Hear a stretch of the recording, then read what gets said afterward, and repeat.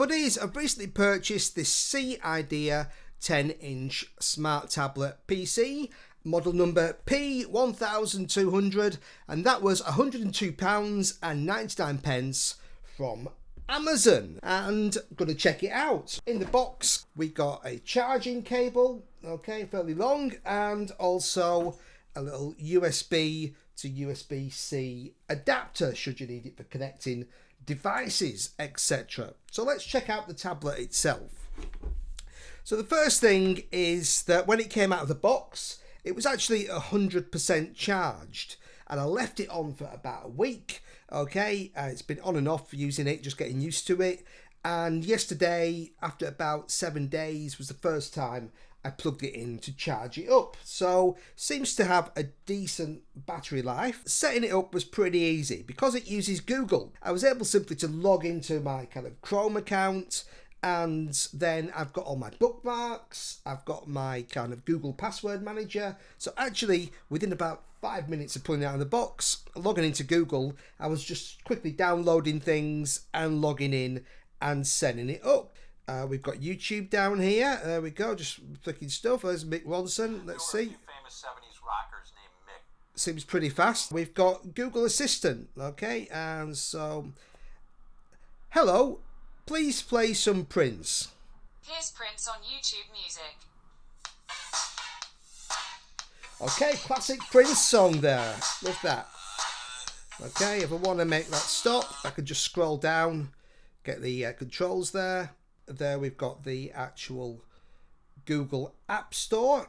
Okay, lots of apps available, which I've downloaded a bunch on here. This one is particularly good, I find, for a pad, which is sheet music. Obviously I play piano and guitar and stuff, so the pad can just sort of sit nicely on the piano, and then I've got access, you know, I can scroll through lots of sheet music rather than having paper music. So that's one of the reasons a pad is very useful if you're a musician. Okay, I've got Word on there. We've got a camera. Okay, so we've got a camera here, and there it is. Okay, and we can switch between video. So the video is like HD video, and we've got a camera. We've got various settings like HDR. We've got, click on here to focus. Usually, so we've got different kind of filters as well. Very simple, very straightforward, just charges up. You've got on-off switch, a couple of switches for volume on this side.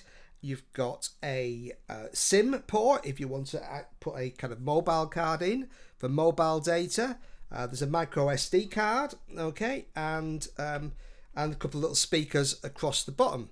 And a tiny little microphone is located on the side, which I have tested out. So we've got headphones, we've got a microphone, on off, volume, USB. We can put a SIM card in for, and then so it's very straightforward. So what I've done is I took a couple of pictures and I just recorded a little bit of sound just to see what it's like, and I compared the sound that I've recorded on here, because obviously you're going to often use this for Zoom calls and things, so you want to make sure the sound's okay. So I compared it with the sound of my iPhone, okay, so, and then I put them on my computer, so we'll just check that out on there. I took a picture of my doggies in the garden, and it came out at about 4K resolution, and the camera seems fine. It looks pretty sharp, nice colours, okay, so there you go, nice detail there in the grass, and that's all good. And then the video itself is not 4K, but that's HD, which is pretty standard for a kind of tablet in this price range. So not really going to be using a tablet much for photos and videos. But there's the video.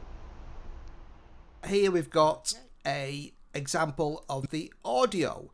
Okay, so I tested it. First of all is the sound from my iPhone, and second is the sound from the pad. Just wanted to have a little comparison. So here we go. Mary had a little lamb. Mary had a little lamb. Mary. Okay, it's not a great deal difference. There's a slight difference in EQ and stuff, but perfectly good there for your Zoom calls and things like that. So all in all, for the price, I'd say a very good deal. So cheers.